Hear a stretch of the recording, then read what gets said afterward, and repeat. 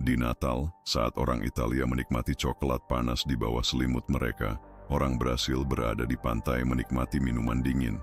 Namun, realitas ini bisa berubah di masa depan. Bayangkan sebuah situasi di mana salju tak pernah berhenti, dinginnya konstan, dan bertahan hidup menjadi tantangan sehari-hari. Jika musim dingin yang panjang mencapai bumi, kita akan berada dalam keadaan pasca apokaliptik. Kekurangan sumber daya akan menjadi tantangan utama yang akan kita hadapi. Tanah akan membeku, panen akan hilang, dan makanan akan menjadi langka. Untuk bertahan hidup akan perlu memutuskan antara mengumpulkan dan berbagi. Mereka yang memilih untuk mengumpulkan akan menjauh dan akhirnya akan jatuh ke kehancuran. Para ilmuwan percaya bahwa kita mungkin menghadapi situasi ini dalam beberapa tahun mendatang. Ada siklus di bumi yang bertentangan. Periode iklim panas bergantian dengan periode dingin. Konflik ini tidak akan abadi. Di masa depan, konflik akan berakhir dan musim dingin yang panjang akan terjadi. Ingin belajar lebih lanjut tentang bagaimana siklus ini berfungsi? Bergabunglah dengan saya. Kita dikelilingi oleh siklus. Pada intinya, kita dapat mengatakan bahwa kita dikepung oleh siklus di bumi. Menjelaskan, kehidupan kita secara intrinsik terkait dengan mereka. Suksesi peristiwa yang terjadi dalam pola yang teratur. Beragam siklus meresap ke dalam dunia kita dan alam semesta. Beberapa acara bersifat alami seperti perubahan musim, migrasi tahunan hewan, dan ritme sirkadian yang mengatur pola tidur kita. Yang lain diciptakan oleh manusia seperti penanaman dan panen tanaman, ritme musik, dan siklus ekonomi. Setiap tahun pada tanggal 25 Desember, dunia merayakan Natal.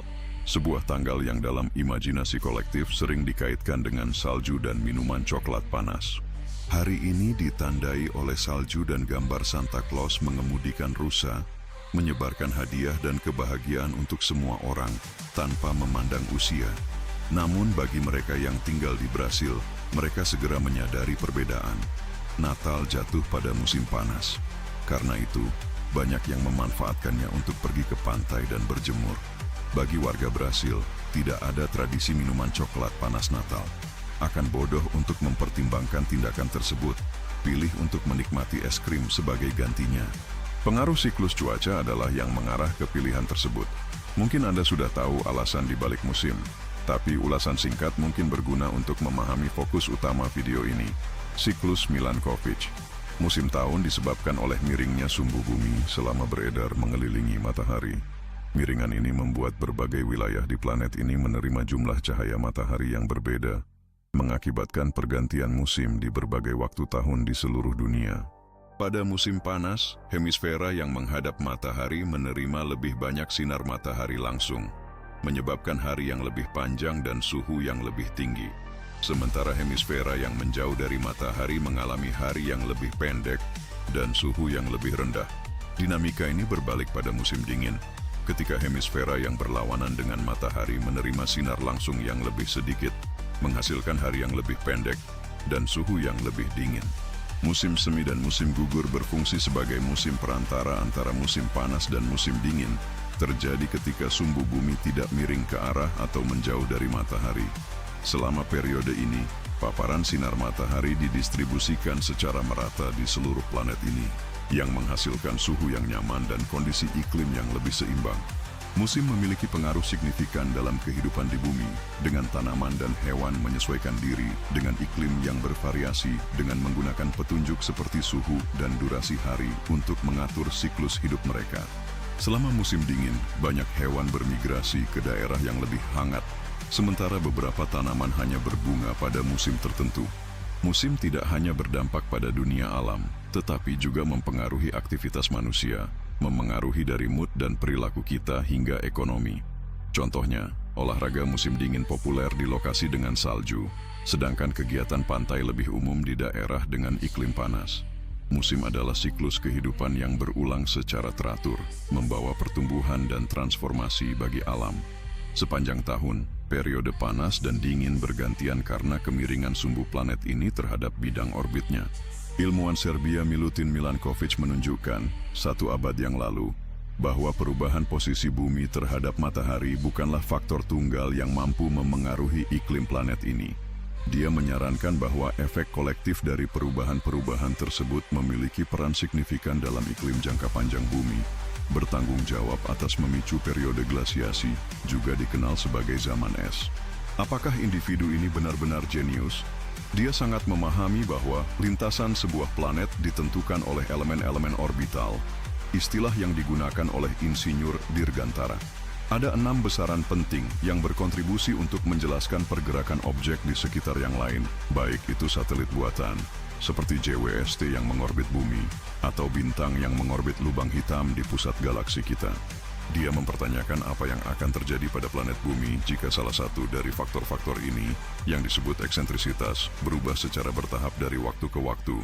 Variasi dalam eksentrisitas mengungkapkan data tentang geometri dari sebuah orbita. Ketika eksentrisitas adalah 0, orbita mengambil bentuk lingkaran. Seiring nilai ini menjauh dari 0, orbita menjadi lebih memanjang dan elips. Karena pengaruh gravitasi Saturnus dan Jupiter, antara faktor-faktor lainnya, eksentrisitas orbit bumi, meskipun rendah, dapat bervariasi dari waktu ke waktu, memengaruhi musim dan mengubah jarak antara bumi dan matahari. Variasi dalam eksentrisitas orbit bumi adalah alasan dibalik panjangnya musim yang berbeda. Musim panas di belahan bumi utara kini semakin mendekat. Musim panas berlangsung sekitar 4,5 hari lebih lama daripada musim dingin. Sementara musim semi sekitar 3 hari lebih panjang daripada musim gugur. Dengan berkurangnya eksentrisitas, panjang musim secara perlahan seimbang. Milankovitch memeriksa bagaimana variasi ini memengaruhi jumlah radiasi matahari yang mencapai puncak atmosfer bumi dan di mana radiasi ini mencapai. Ketika mengetahui bahwa orbit bumi berada dalam keadaan paling elipsnya, ia menyadari bahwa sekitar 23% lebih banyak radiasi matahari mencapai planet ini. Bumi semakin mendekati matahari setiap tahun daripada pada titik terjauhnya. Saat ini, eksentrisitas orbit bumi berada pada keadaan hampir tidak elips, hampir bulat, dan secara bertahap mengurang selama kurun waktu sekitar 100.000 tahun. Perubahan global tahunan dalam sinar matahari karena siklus eksentrisitas sangat kecil. Karena variasi eksentrisitas bumi yang cukup kecil, faktor ini relatif lebih kecil dalam variasi iklim musiman tahunan. Sebelum melanjutkan, tolong beritahu apakah Anda menyukai atau tidak video tersebut, agar kami bisa meningkatkannya untuk Anda, penonton. Jangan lupa berlangganan saluran kami dan aktifkan lonceng notifikasi agar tidak ketinggalan video harian kami. Perubahan dalam kemiringan tidaklah akhir. Milankovitch, sang jenius, juga mempertimbangkan kemiringan dan presesi aksial.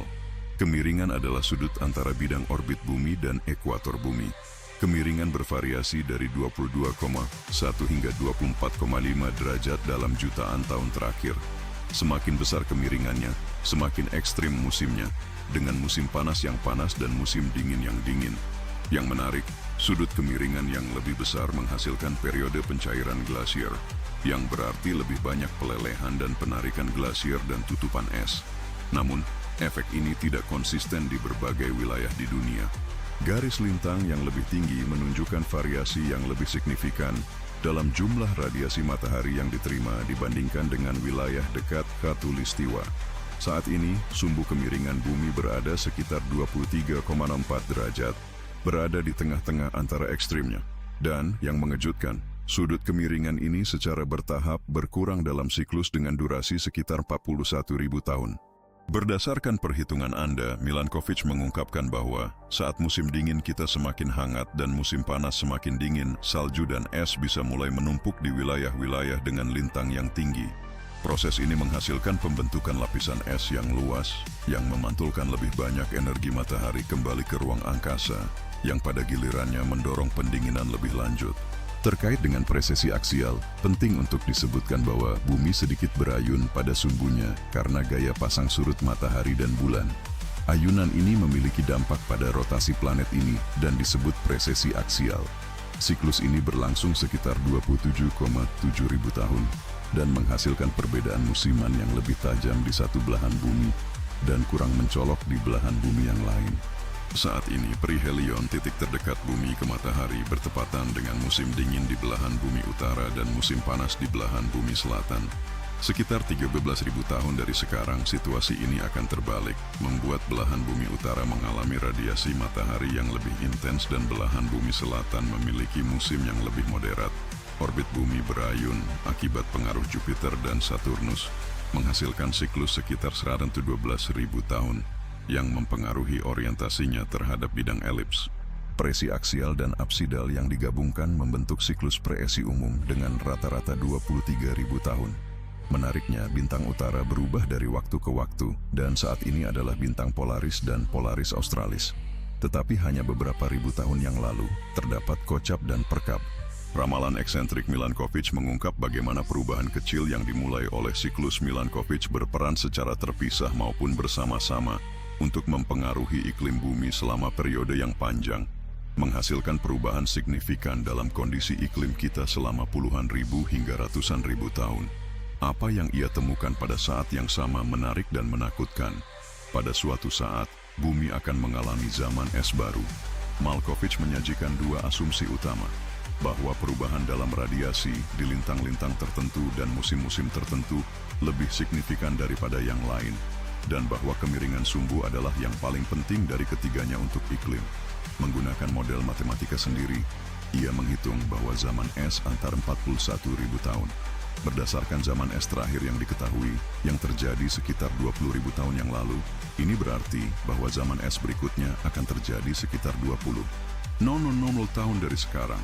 Namun penelitian lebih lanjut mengkonfirmasi bahwa zaman es terjadi setiap 41.000 tahun pada rentang 1 hingga 3 juta tahun yang lalu. Sekitar 800.000 tahun yang lalu, siklus zaman es berlangsung selama 100.000 tahun, sejalan dengan eksentrisitas orbit bumi. Meskipun berbagai teori telah diusulkan untuk menjelaskan transisi ini, para ilmuwan masih belum sampai pada jawaban yang pasti, yang juga dikenal sebagai masalah transisi. Menurut pengukuran astronomi terbaru, tidak diharapkan terjadi zaman es baru sebelum 50 hingga 100.000 tahun. Melakukan prediksi yang akurat tentang iklim bumi dalam jangka panjang merupakan tugas yang menantang. Meskipun perkiraan yang baik dari variasi elemen orbital sepanjang waktu bisa memudahkan, kaitan antara variasi tersebut dengan perubahan iklim masih belum sepenuhnya dipahami, karena mekanisme forcing orbital yang mempengaruhi iklim. Saat ini kami tidak memiliki model yang akurat yang menjelaskan perubahan iklim dalam hubungannya dengan orbit karena faktor-faktor ini. Penelitian untuk memperdalam pemahaman tentang mekanisme yang menyebabkan variasi rotasi bumi dan bagaimana siklus Milankovitch secara khusus saling berhubungan untuk memengaruhi iklim terus dalam pengembangan. Namun hipotesis bahwa mereka mempengaruhi durasi siklus glasial antar glasial secara luas diterima. Ini adalah akhir dari video. Terima kasih banyak telah menonton. Lagu apa yang ingin kamu dengarkan selanjutnya? Bagikan di kolom komentar di bawah. Sampai jumpa di video berikutnya.